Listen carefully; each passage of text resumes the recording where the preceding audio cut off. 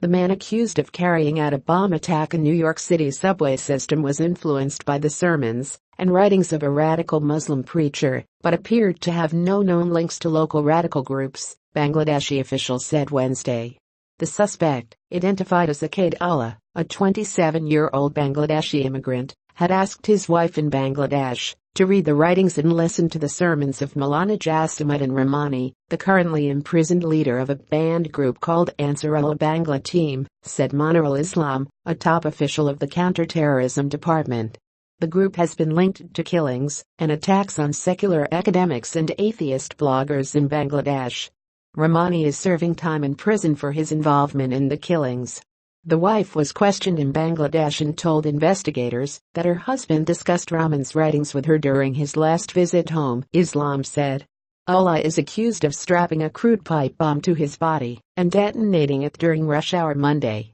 Relatives and police said Ullah last visited his wife and newborn son in Bangladesh in September, after which he returned to the United States.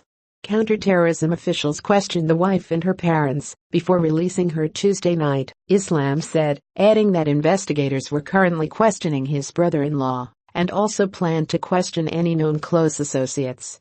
Ullah arrived in the United States in 2011, and the Department of Homeland Security said he is a lawful permanent resident of the U.S. who is living in Brooklyn.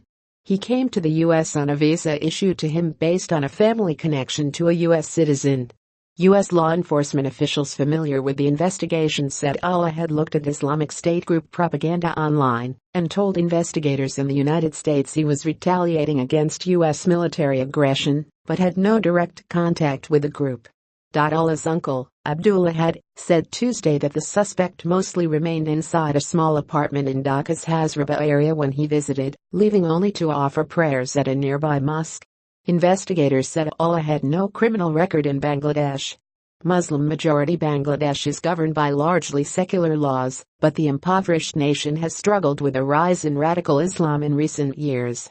In July last year, 5 young men who reportedly belonged to the domestic militant group Jamaat al-Mujahideen Bangladesh attacked a popular restaurant frequented by foreigners and wealthy Bangladeshis, leaving 20 hostages, including 17 foreigners, dead. But even before that, a spate of smaller attacks had targeted secular academics, atheist bloggers, foreigners and members of the country's tiny Hindu minority. The Islamic State group claimed responsibility for most of the attacks, including the one at the restaurant, but the government of Prime Minister Sheikh Hasina denied that the Sunni extremist group has any presence in the impoverished country. The government has blamed the attacks on local radical groups.